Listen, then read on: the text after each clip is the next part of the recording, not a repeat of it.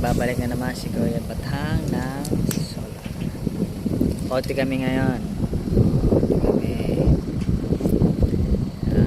Oras na natin ay time check is 6:35 ng hapon. Good evening mga kabatang. Yan ang aking mga tao kasama. Yan o. Yung isa yun, naghahanap ng pugo. Hanap daw siya ng pugo. May makita ang pugo pala isawa. Yan, good morning. Uy, good morning, gabi.